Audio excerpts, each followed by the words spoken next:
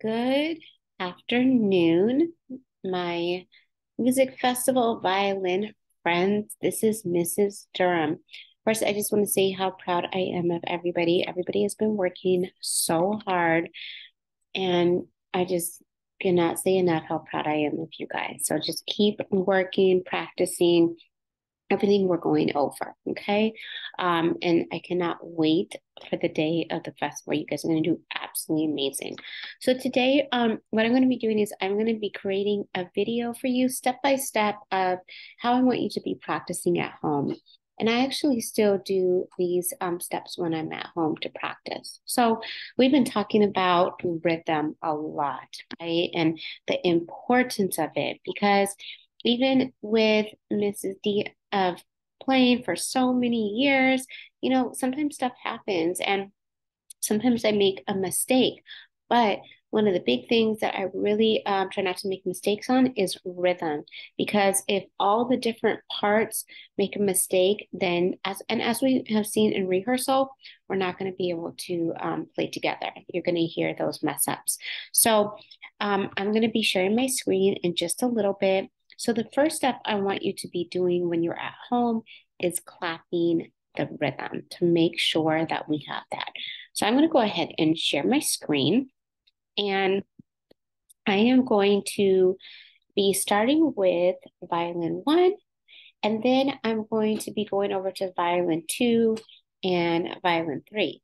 Now, really good news, violin two and violin three, you guys have a lot of the same rhythm. And that's really important to know. So when we are in rehearsal, like, oh, okay, we might have different notes, but our rhythm is the same. Okay. So I'm going to start here with violin one, and say this is my first day of practicing for the week. And you know what? My goal today is I want to get from measure 1 through 10. Okay. So those are the measures I'm only going to clap for the day. Now, this is for my violin one friends.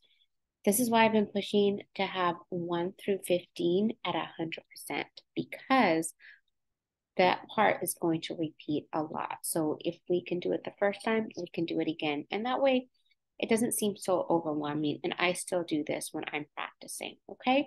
So I'm going to first clap the rhythm for violin one. And then I'm going to clap the rhythm for violin two and violin three. And then I'm going to then start putting these measures together. Okay. All right.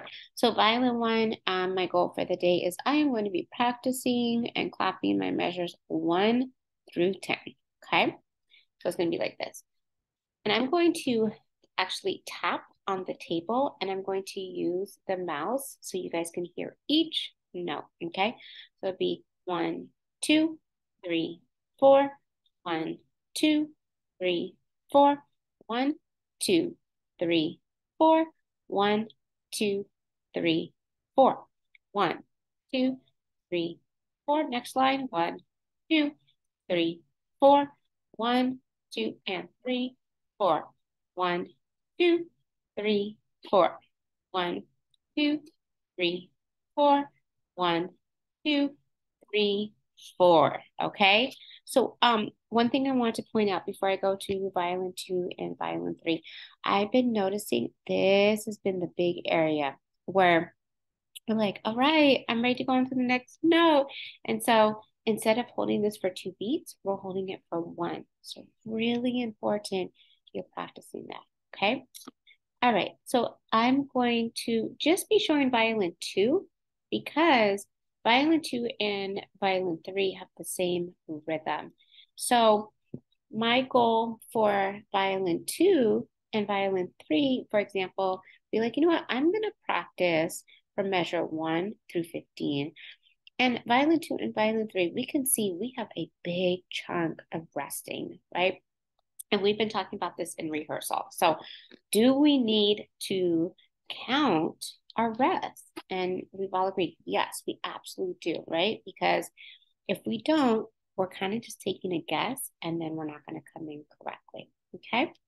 All right. So I'm going to be doing the same thing. And what I'm going to do is I'm going to count here, and I'm going to actually ahead here. Okay, so here's measure 1. So it's 1, 2, 3, 4. 1, 2, 3, 4. 1, 2, 3, 4.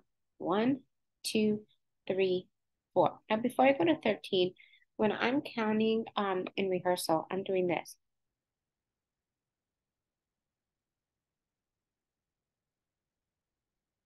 Right? So I'm making sure I'm kind of this in my head. Now, obviously, too, I'm going to be bringing you guys in, but it's really important you are practicing that counting. Okay? All right. So here's measure 13. 1, 2, 3, 4. 1, 2, 3, 4. 1, 2, 3, 4. Okay? All right. So now I clap this, okay? And really big thing I want you to be doing, I still do this, and it just makes it more fun. Yes, I'm going to practice without the backtrack. I'm also going to practice with the backtrack. You're going to be able to hear the different sections, and it's going to make it fun because you're going to hear all the different instruments going, right? So say, for example, violin 1 right here, like, oh, oops, I only held this for 1 beat, and I jumped into measure 7 too quickly, right? And then you go back and you play it again, okay? So I am going to be playing from measure 1 through 10. So the first time around, I'm going to just go straight through, okay? And it's really important we do 2 types of practice. We're practicing going straight through because, as we've been talking about in rehearsal, we want to practice for the performance. We can't stop, right? So even if we make a mistake, then, you know what, I'm going to go back and I'm going to say, you know what? I think I made a mistake. Like measure 5 and measure 6 is a challenge for me. So I'm going to break this down. Okay. All right. So first I'm going to go straight through. So here we go. Getting from the tune. Oh, he is not in tune today.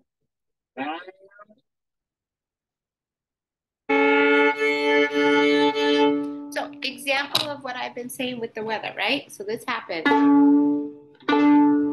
So okay. See, I didn't do anything. I didn't touch it, but the weather's been a little crazy today. Okay, here we go.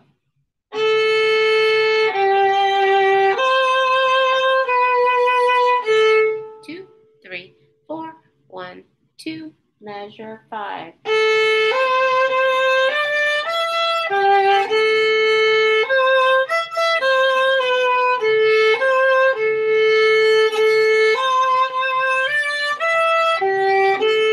Okay, my ear was a little out of tune.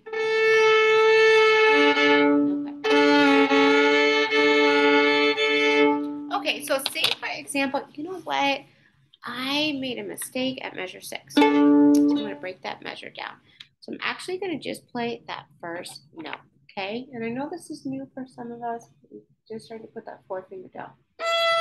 Okay, I have that. So now, remember, you can leave your 4th finger down on the A string because your 3rd finger is on the D string, okay? I have that. And then I lift that finger, 4th finger up. I'm going to put it together.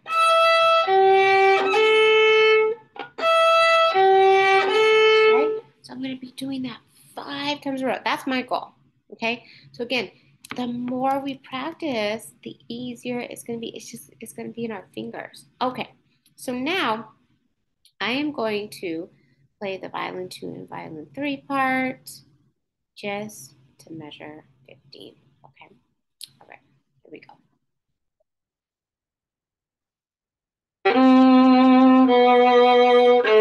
2, 3, 4. 1, 2, 3, 4. I'm going to skip to 13. Here we go.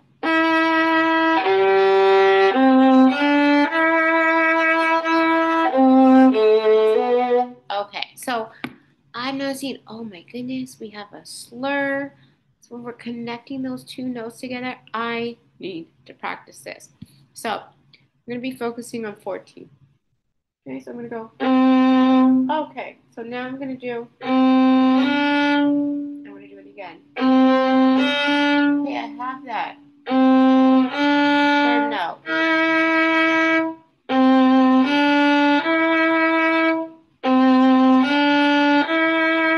So when you're practicing the slurs, look in the mirror so you can see that well. So I'm going to stop my share just for a second. So really important, okay? So when we're starting down bow, let's see I'm close to the frog. It's gonna feel a little weird. So I want you to think, I love roller coasters. So when we're doing a down bow, going down that roller coaster, up the roller coaster. So you notice when I'm going down, I'm starting at the frog, and then if I'm going up, say for example, I'm going up, I'm at the tip. Okay. All right, you guys. So real quick, I want to go back and share real quick. So what I want you to do is once you have those parts from 1 through 15 at 90%, okay? 100%, that's amazing. I want you to go through and see, oh, is there anything that repeats, right? So because if there's some parts that repeat, if I can do it the first time, I can do it the second time, okay? All right, so I'm gonna go ahead and stop my share. So as always, if you have any questions or you're getting frustrated on any rhythm or any of the notes, please let me know. I don't want you to be at home getting frustrated. That's not fun. And have a wonderful week.